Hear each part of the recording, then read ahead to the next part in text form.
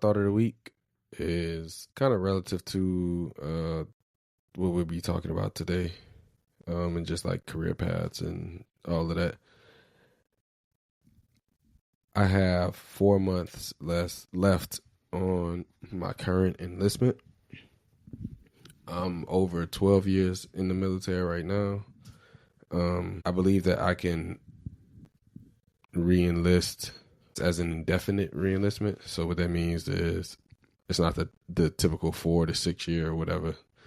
It's because I'm over 12 years in, I can pretty much just re-enlist and be like, hey, I'm done when I'm done.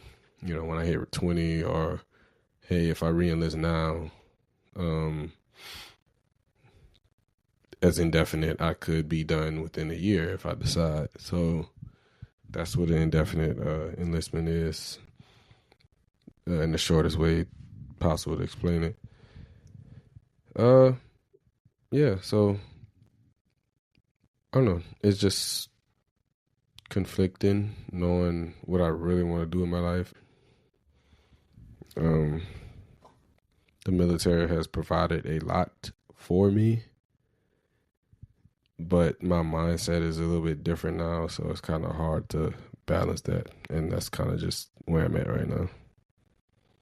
That's my thought. So do you know specifically what you want to do though? Pretty much. It's only about 2 to 3 things. Okay. It's only about 2 to 3 things that I go back and forth with, that I know that I want to do regardless of like what else I'm doing. Okay. So my thought of the week also is on the topic of entrepreneurship. And I've seen lots of creators, content creators, our podcast, and they talk about the hustle. But, you know, you and I were talking about it's not the hustle for us, right? We're trying to build something sustainable because I understand some people, the hustle mindset, oh, let's get this bag, let's do this, you know, it's all about money. But I was listening to Donnie from Social Proof, and she was saying that when David approached her about linking up with him, she was all about the bag, about getting the money, but she realized that it's about, once your focus is less on making money and more about how to enrich other people's lives, then the money will come. And that's really a biblical principle. Like, because our mission is to serve others. So when I heard her say it, I'm like, oh wow, like that's biblical. I don't even know if she know it or not, but that's a biblical principle. And so for me, like I'm tired of working for other people. You know, I've done it my whole life, and I want something for myself. But I do understand that it does take work. Sometimes more work than I would put in on a regular job. However, I know that I still want time for myself and my family. And I I believe I can have the freedom to do that, because we took off a week from the podcast, right? And it's just to reset. Right. Yeah, so I believe that you can be an entrepreneur, but so many people talk about getting the bag or the hustle. To me, it's not about it's not about the hustle. It's about how can I give back, and the bag is going to come. Mm-hmm. That's how I look at it. Because I'm not trying to stress myself out. I'm not trying to work uh 16 hours, and sometimes it may happen, because there are things you have to do as an entrepreneur. But I also understand too that if I got to pay somebody to do something in order to keep my sanity, then that's what I'm gonna do. Yeah, I think that I always say, I work. Y'all know I work a lot, um, and Even I when you get home. Yeah, even that's even, even when I get home.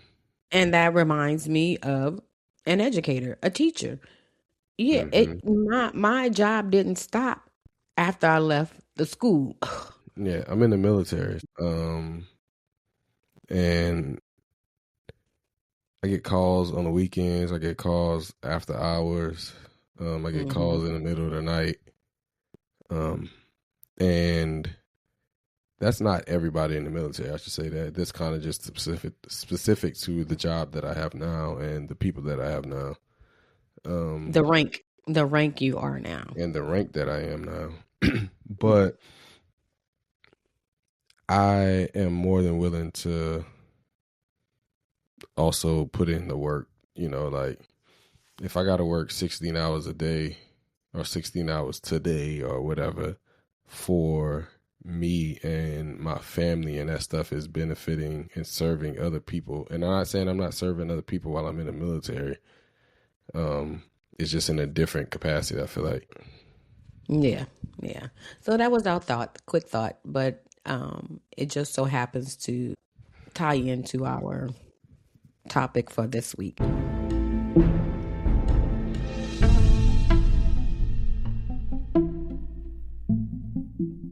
All right, welcome back, everybody, to episode 6. 6 of the Making Groceries Mom and Son Conversations podcast. I'm your host, Devon. And I'm Missy. And like I said, we're back with another episode. We took a week off to kind of reset. My mama and myself both got sick. Yes. And, we're not about to stress ourselves out or not going to stretch ourselves too thin. Uh, Yes. So anyway, we back with this episode talking about our entrepreneurship journey, faith, risk, and a grind. So, what you got, Mom? Okay, so our discussion, we're going to talk about what sparked our interest in entrepreneurship.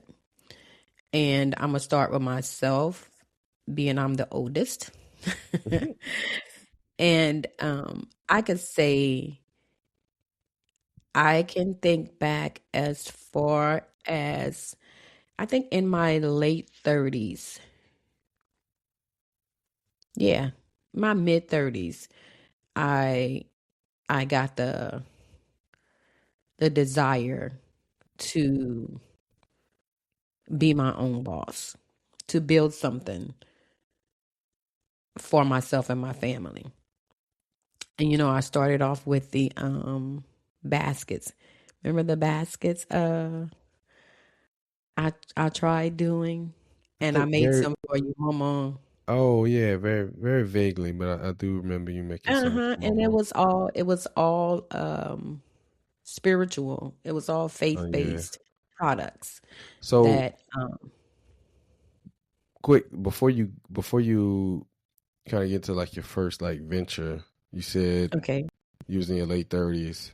What was there a certain situation, a certain instance, or something you saw that kind of sparked the entrepreneurial um Mindset. desire and mindset? I'm pretty sure there was, but right now I can't recall what it was. I'll get back to it though. I don't know. Oh, you know what? Probably unconsciously, That's crazy how you ask me questions. I don't know the answer, but then it pops in my head. No, the Holy Spirit tells me. My dad had, I never remember my dad working for anybody else. He used to have a 18 wheeler and hot shots, and people still Hot do it now. I shots. don't know if Yep. they still call it, yeah, They hot still shot. call it hot shots. Okay, yeah. Well, my dad used to do that when I was younger, and even my mom. Oh, you asked me if my mom had ever had a job. Mm-hmm. Remember? And I'm thinking back to it. My mom also had her own, not an 18 wheeler, but her own truck. She used to do it also, Okay. and so and then after that, my dad opened a T-shirt shop in the little area where, what was the name of the bowling alley on the east side? I forgot the name of I it. forgot, but it's something Yeah, Southern or something Louisiana. I don't know. I forgot. yeah, I'm gonna look it up. But yeah, in that in that same little complex, my dad opened a t-shirt shop. So I guess that seeing him have his own businesses, not working for anybody, Was he able maybe to that. sustain those things like for some time? Um, he did the truck, yeah, the hot shots. He did that for a while. Now the t-shirt shop, um, but I gotta say, because I think about my dad, I've talked about how my dad was. He wasn't the most likable person. So I believe that his demeanor and his personality wasn't conducive to having a successful business. I say all the time, too many people get into business without a customer service mindset. Exactly. And he didn't have a customer service mindset, even before he got into business. It's just his personality. He just wasn't a people person. Um so so I guess just seeing that, and I don't know why at that age in my life I was like, "Oh, okay. I want to do something for myself." Mm. So most likely it stemmed from seeing my dad have his own businesses. But So you started with the baskets. started with the baskets, that wasn't sustainable. You need money to make money. So I'm okay, let me go back to work. And I think after that, I don't know. I think I started working at Hallmark maybe. And then after I left Hallmark, um, I did my daycare.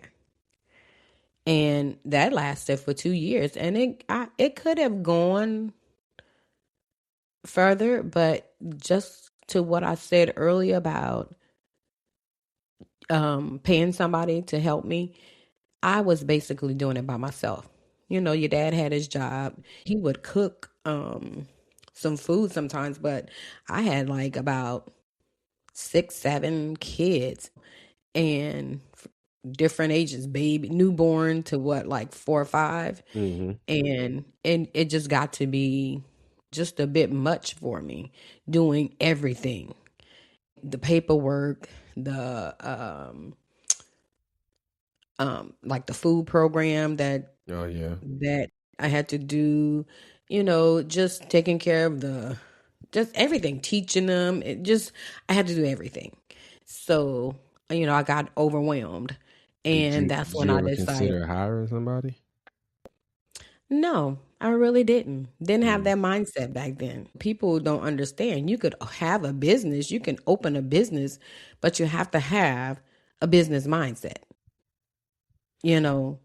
I feel like if you get to a point where you want to expand your business, as they Mhm. say, scale your business or grow your business, Mhm. you have to be open to understanding that I can't do everything by myself.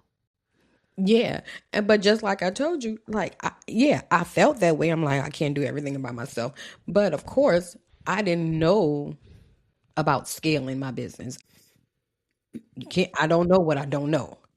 So I had no idea. Now, if I looking back on it now, of course I would have been like, okay, let me see.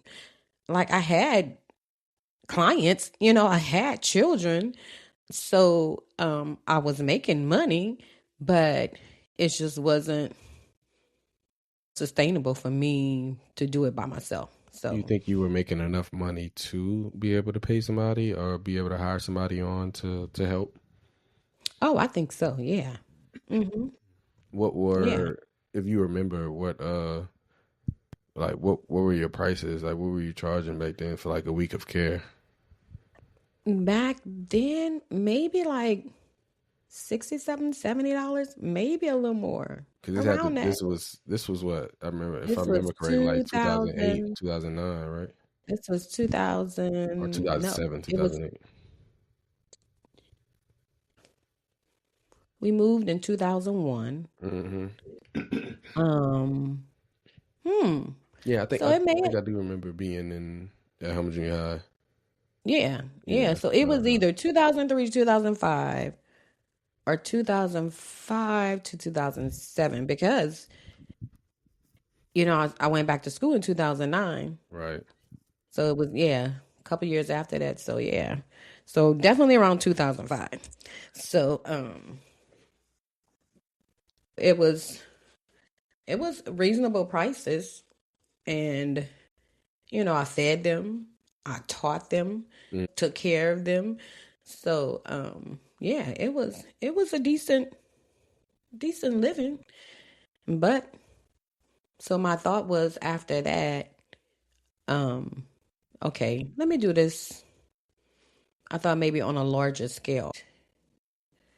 And I tried to go to a daycare. Nobody was hiring. So I started at Terrebonne in the cafeteria and working there part time. And then I got on at a daycare. So once I got on at the daycare, I quit working at the school and then went to the daycare, worked there for a couple of years, year and a half. So, and then I went back to school for education. Mm-hmm. And my thought was, okay, yeah, I could do this on a much larger scale, and touch as many children as I can, because that was my mindset back then was to um, give kids what I was able to give my children. Mm-hmm. The structure, teach, um, stability, life lessons, just everything I was able to give you. I wanted to impart my wisdom or my compassion. I love children. And so that was that. So what did schooling on and off for 9 years. And oh, yeah, that's when I started the apparel, the t-shirts, the Christian t-shirts. And you know what? I stopped that because I had to pray about that because my focus was on what can I do to make money.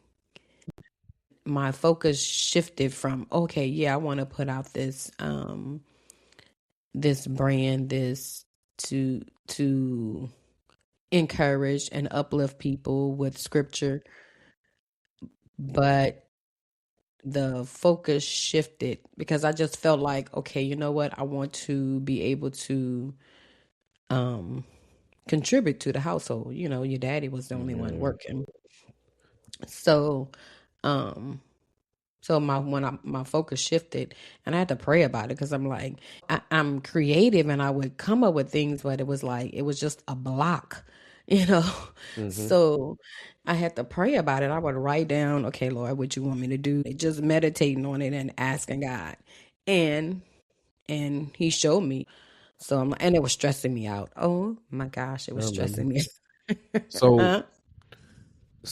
you went to you had the daycare business for a couple years, then you went work at a daycare, and then you went. Hmm. I remember my senior year of high school, 2009. You Hmm. went back to school and you finished and started teaching in 2013. Hmm. So when you started teaching, um, were you ever thinking about like your exit and when you wanted to get back to being an entrepreneur, or what was COVID like the catalyst that made you realize, you know what, like I don't know if I really want to be in this classroom anymore, because during COVID, that's Mm. when you kind of started to really see the rise in like entrepreneurship, from a Yeah, social media perspective, because people ain't had nothing else to do besides like document what they were yeah, doing. Um, yeah. yeah. No, I don't think it. I don't think it started with COVID. Honestly, the desire resurfaced when I got really just drained of my energy was just drained, my peace was just drained, from teaching. It the the system needs a total rehaul. I saw my what it was my when I taught third grade, and that was 3 years before I quit. 2 years before I quit, permanently. I told my principal, like, this isn't me. This is not what school is supposed to be. Hmm. You're supposed to be educating students, not putting the curriculum out there, staying on pace, whether children get it or not. I see this on my last year teaching. I saw the damage of the curriculum because I taught 11th and 12th graders. And when there was a guy that needed a calculator to add 3 plus 4, I was like, okay, this is why I can't stand this Right. educational system, because they just push these children along. And I don't just blame the system. I also blame the parents. It ain't no way my child is going to get to 12th grade and still cannot add. Come on, Hmm. man. So, but during that time is when I was like, you know what? I need to I need to do something else. You know, Hmm. I guess the desire, to do something for myself, because I tried. I tried a couple years afterwards, tried to stay in that system. I couldn't. Mm-mm. I I told D once, and I told myself once I felt like a lot of teachers feel, you know what? Hey, I'm just getting a paycheck. Yeah. Once I felt like that, it's time to go. It's time to go. So I can relate to that, um,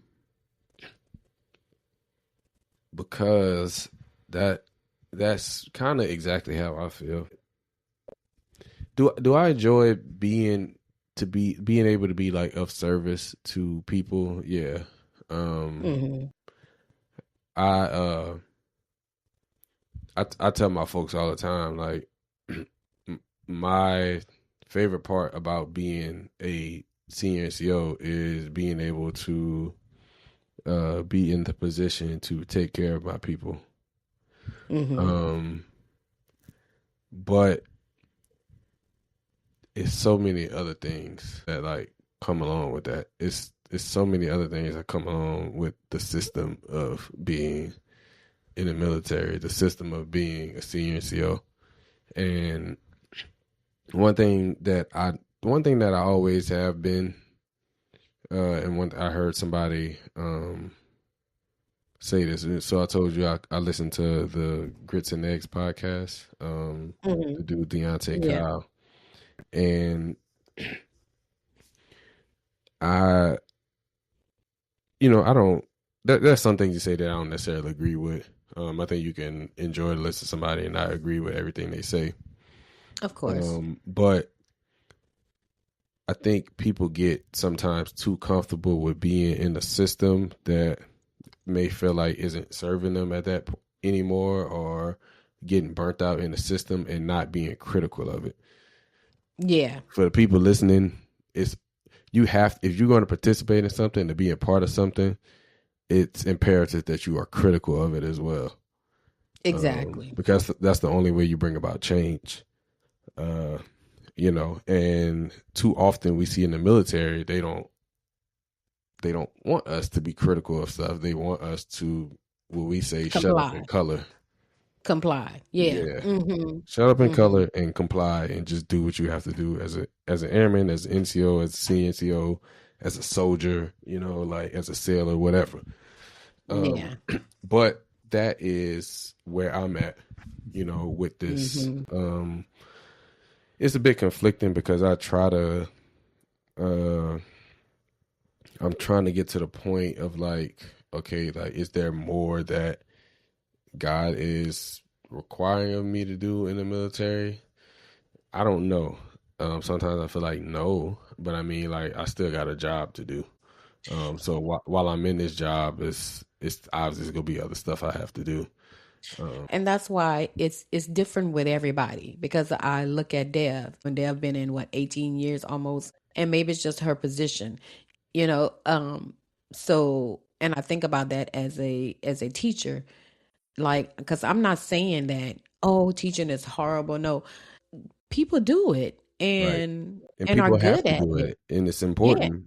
Yeah, and I was good at it too, Hmm. but I just, like you said, I have to be critical of it. I can't Right. conform to the system.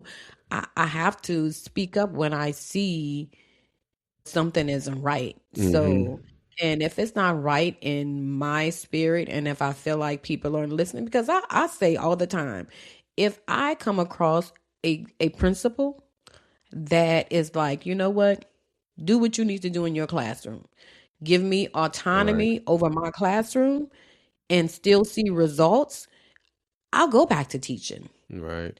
Um, because it's but now, I don't know, some of these kids are kind of crazy these days though. Hmm. So yeah, they are. Ooh. So and that's the thing, right? Like I have been burnt out, Yeah, and I get I up get and it. I still try to do my best every day to take care of my people because I like to take care of my people. Mm-hmm. But I am burnt out, and and as easy as it is for people to say, you know what, hey man, like, you over the hump, you over the 10-year mark, like, just Mm-hmm. put your head down and grind through it. I always look at it now as like, but at what cost? Yeah, exactly. Because do I continue to work and do this for another 8 to 9 years, Mm-hmm. and for a retirement, like we said in the first little knick-knack session we had, Mm-hmm. I think the people are getting out of that mindset of like, you know what, man, I'm just about to work and put my head down and grind it out at this company or in this organization for 20, 30 years so I can enjoy the last quarter of my life. Yeah. Um, You and see that's more of that. You see more of that now. You see more of that, and like you said, we Mm-hmm. kind of saw that with the pandemic. I think the pandemic opened a lot of Mm-hmm. people's eyes. It You're opened a right. lot of people's eyes to the the underworld, I should say, and the evil of capitalism, Mm-hmm. and how they working for these companies who don't really care about them. They care about the bottom line. Exactly. So with my entrepreneurship journey too, that kind of started with kind of just everything I've been saying, like realizing I was starting to get burnt out in the military, Mm-hmm. um, realizing, hey, I'm critical of this, I'm critical of that, but like, how much is it changing too, because like Yeah. the military is a big organization. It's been running for so long. So it's Mm-hmm. like, hey, you can be critical, but the people above you want it this way. So, you got all these good ideas and you got this and you can do this and you do that, but like in the end it don't really matter. So like so it started making me feel like, well, what am I here for? And so Yeah. why am I here? And I'm starting to see people leave their jobs and be quote unquote successful at um sustaining their own life, because like I Yeah. said, it ain't all about the money. And Yeah. like I told Leah one time, I was like, hey, if I have a business and my business is making, I was just throwing numbers out there. Say the business itself is generating $300,000 a year, right? Small business, Mm-hmm. say generate $300,000 a year. If I'm Mm-hmm. able, depending on what it is, if I'm able to take some profit from that, Yeah. and live comfortably and live my life the way that, now, I'm not talking about this lavish lifestyle and all of that you see on the internet. Yeah. But if I'm able to sustain myself and my family, and I'm able to take Mm-hmm. care of other people and serve other people, then that's what it is. I don't need millions of dollars. I don't need billions of dollars. I don't want to be a billionaire. I don't, none of that. Yeah. But Because we talk um, about how unethical that is, yeah, right. but Once you get to I certain say, hundreds of millions and billions, like it's just yeah, unethical at that because point anyway. with played the lottery a few times, and I'm like, Lord knows, I don't even know why I'm playing the lottery because I do not want to win that type of money. No, right. I because I know that God has not prepared me for it, Hmm. so I don't. So I just stopped playing it. Mm-mm. So me being burnt out and trying to figure out what to do, but also trying to be mindful of the fact that like, um, it's not just me that like a decision is going to affect. Yeah, But like I said, we started in COVID. Like I said, people quitting their jobs and being like, you know what, I'm not doing this. And um, I don't think stepping out it's on faith. yeah, I believe people because just stepping out on faith. right, because I don't think it's I don't at some point it may have been a trend, and I don't advise Yeah, I don't always advise people to be like, hey, well, you know what, man, just quit your job. No, yeah, like make sure you make an informed decision. Make sure you got exactly. money put aside. You A know, plan. make sure you have a plan, right? Something to fall back on also, because like we say, entrepreneurship is hard. And Yeah. if you're really trying to build a business and build a brand or whatever form of entrepreneurship you're doing, like build a brand, a service or whatever, like you Hmm. have to um you have to grind it out, and also have to understand that like, hey, your money is not going to come right away, so you need something to fall back on. You might have to work another job Yeah. until you can get to that point. But Yeah. So the the faith, internet has like, painted step out on faith. mm-hmm. And it's a risk, which goes back to the title, faith, risk, and the grind. Mhm. You step out on faith, um, and you have to know that it is a risk stepping out on faith. But you also what faith without works is dead. So you Mhm. also have to grind. Yeah. Um, you so yeah, you also have to grind, and you also have to you have to be open to failure as well. Oh, Um, definitely. Yes.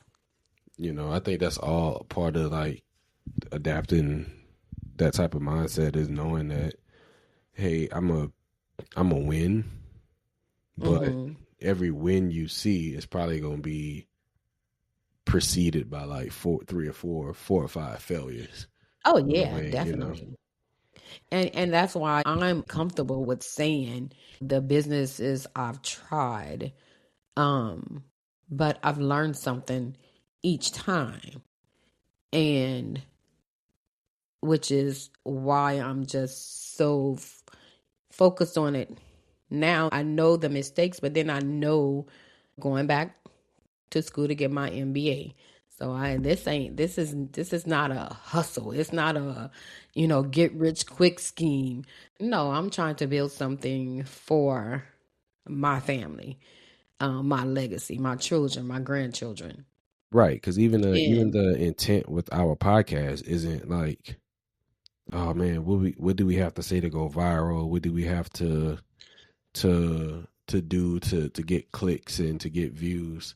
Um, yeah, I look at this podcast as a vessel to the the larger things that we want to do.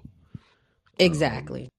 like we talk about, our real intent is to be able to put ourselves in a position to serve people. Um, Hmm.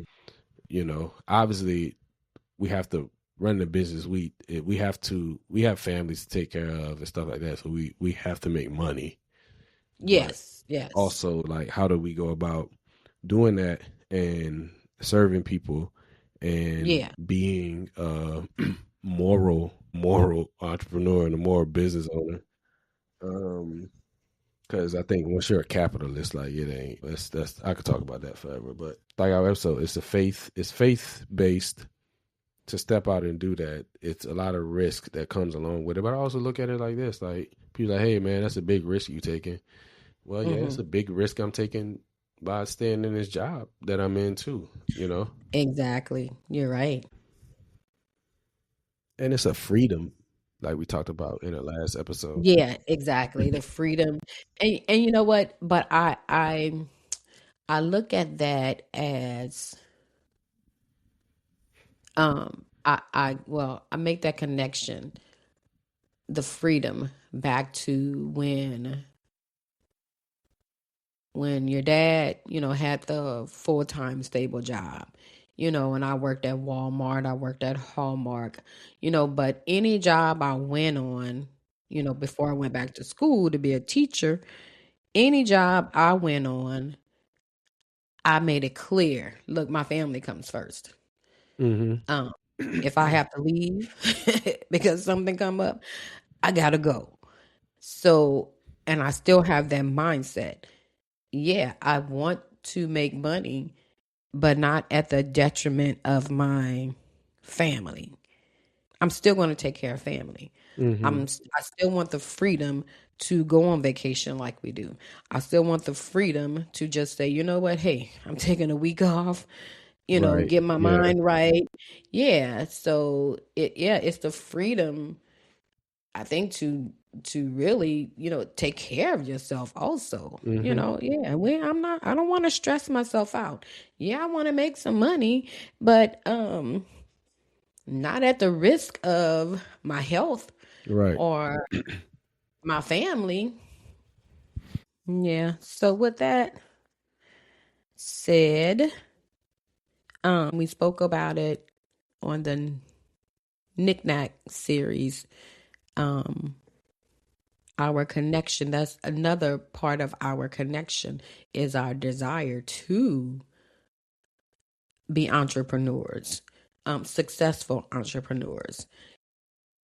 My husband, his dad, and his wife, we say they are traditional, I married my right? dad. You married your dad. Yeah, you did. In that perspective. Yeah, exactly. Because he would get upset because he's like, "Why you saying I'm traditional? Like it's something bad?" No, I'm not. No, I'm not saying it's something bad. But that's, some people look at it as, okay, you know what? I'm working to retire and then enjoy my life. Your daddy and Lily thinks the same way too, and that's fine.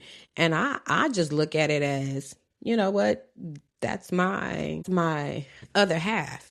But and it's okay. However, I just have a desire to do something on my own, work Mm-hmm. for myself. And no, it's not as reliable as having a job. But then again, let's go back to it. We were talking about, COVID. How How reliable reliable was are having a people's job jobs? then? Exactly. Right.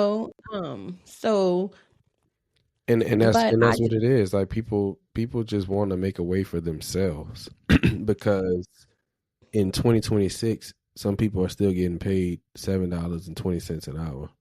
Mm. $7.25 an hour. When I just went to the grocery store the other day and bought a 1 pound roll of ground turkey for $7. Mm. That's crazy. So, That's you know, crazy. but I say all to say, like, people need to make a way for themselves because I went to the store, I bought 2 packs of hamburger buns, Okay. the store brand. I bought 3 rolls of 1 pound each ground turkey, and I bought 3 cans. Just to be on the safe side, I bought 3 cans of the manwich, The mix. mix. Sloppy Right. Joe mix. So Mm-hmm. I didn't use. I used only end up using 2 cans. But man, do you know how much that costs? Mm. $30. Mm. And it just made me be like, you know what, man? Like, thankfully, that wasn't something I had to worry about. Exactly. And in, like I Exactly. say, in 2026, people don't even get paid enough to afford 1 pound of ground turkey.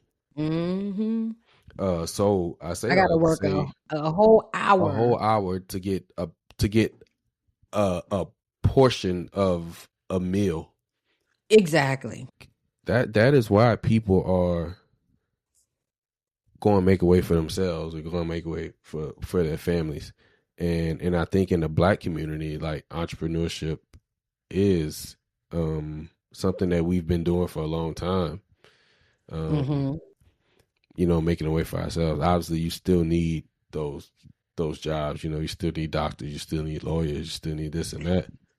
But we need entrepreneurs because we need Black entrepreneurs. We don't need Black capitalists. Let me say that. We don't need Black capitalists. We need Black entrepreneurs. We need people who are funneling money back into the Black community. We need people who are being moral about the ways they are making money.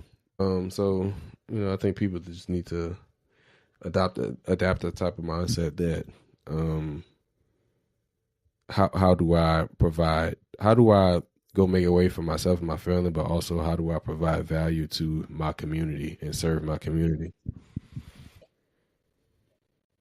And I think that has to be also rooted in faith, you know. And I think I might maybe I went on a little tangent, but you were saying how, like, Daddy is traditional and Leah is traditional too. Um, so, like, something that we talk about is entrepreneurship mindset and the entrepreneurship desire is another aspect of our relationship. But also trying to navigate that, like, desire with a partner who doesn't have that type of desire. I told you, me and Aaliyah had tried to start our own thing, our own podcast relative to my love and her now love for Game of Thrones. Um, it just didn't really work out, and I also tried to get into the whole like, oh, I'm gonna start this, like, apparel company and all of that, and I'm not. That didn't really work out right now. I just realized with that I'm not into, like, designing clothes and stuff. So the podcast was easier thing to start and, like, use as a vessel to create other opportunities. Um, it's gonna get busier. So with that, um, yeah, that's me, like, trying to figure out how to balance that. Um, how to balance having a full time job and knowing that deep down, I do want to leave that full time job, but like, trying to balance, one, making the right decision, two, um, you know, me personally, and Aaliyah may not feel this way, but me personally, I feel like we have enough of a savings where, I could essentially get out of this job and go do something else in the meantime while we continue to like build this business and be able to afford myself more time. Obviously, our entrepreneurship journey is in its infancy stages. Um, and we are trying to balance everything we talked about, balance the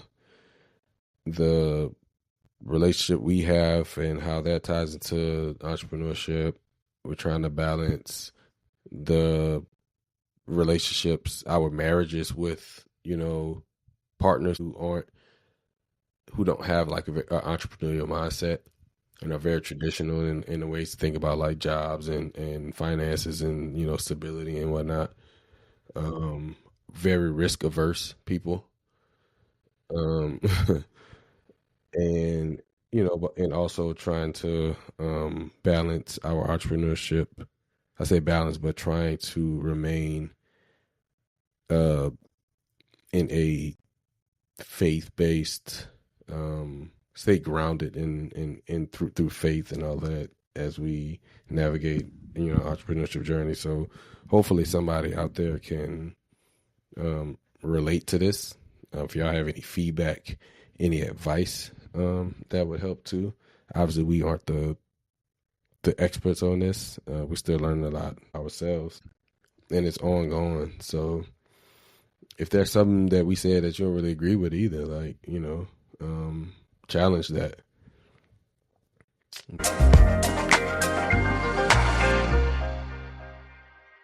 So, I know success is relative to people.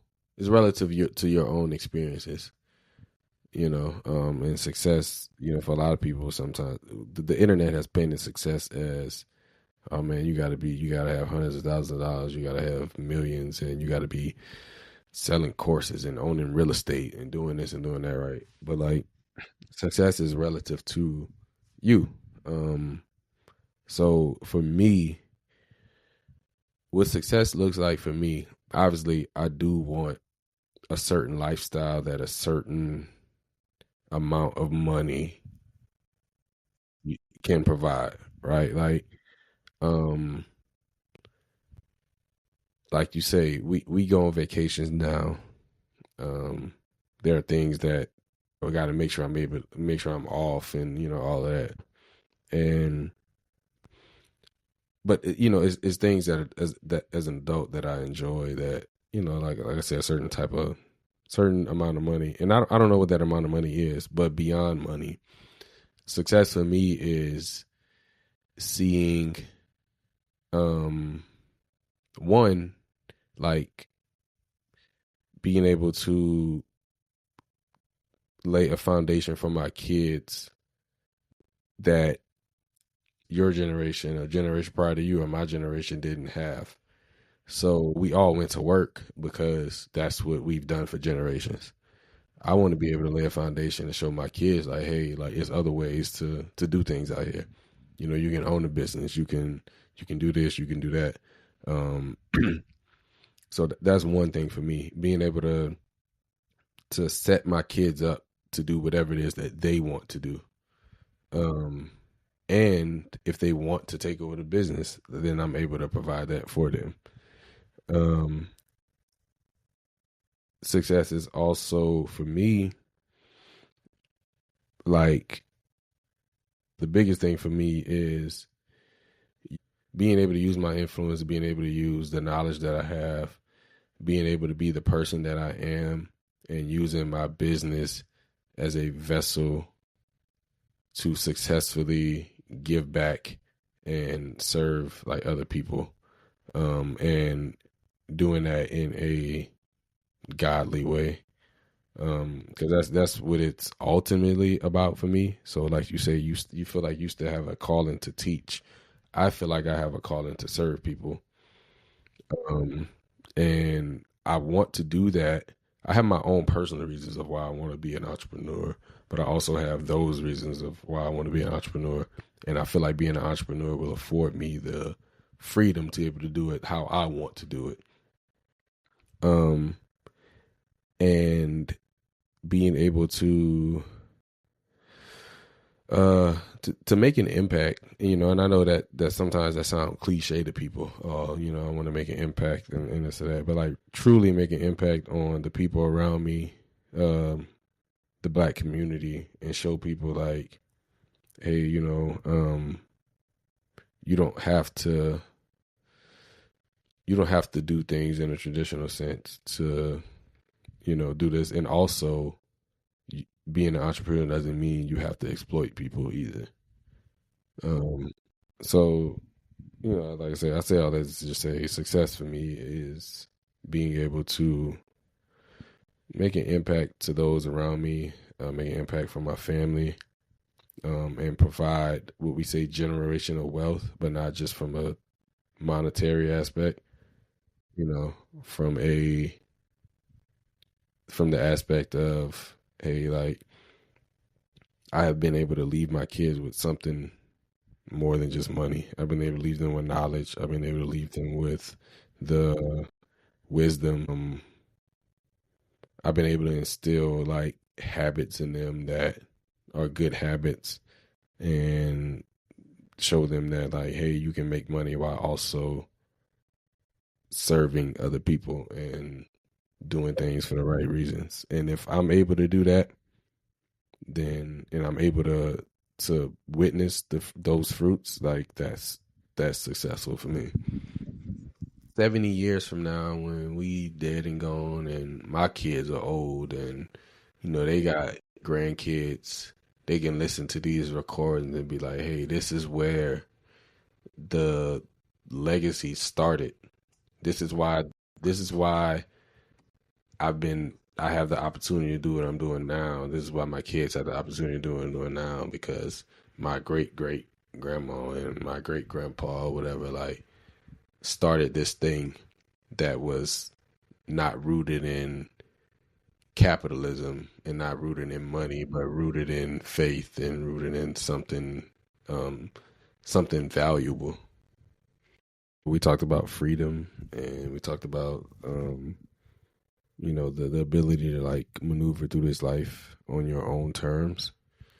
Um, is that something you want also, or is entrepreneurship also not for you? Because that's something you have to figure out as well. Is it not for you, and are you a traditional, like, I want to work a job, I want to get a retirement, or I don't really want to own a business. I just want to make my money working in this company and possibly in a few years move to another company to get myself a pay raise. Like, you're also figuring that out, because that's also not, as much as we are promoting entrepreneurship and trying to be entrepreneurs ourselves, we also understand that the traditional workforce is also imperative to like the human existence. While I'm doing my entrepreneur journey, while I'm out there entrepreneuring, I know that's not a word, but I'm making it a verb. But while I'm out there doing that, um, I need a I'm gonna need a black doctor or a black lawyer or a black accountant. So and that's all we got. See y'all in the next episode. Peace out.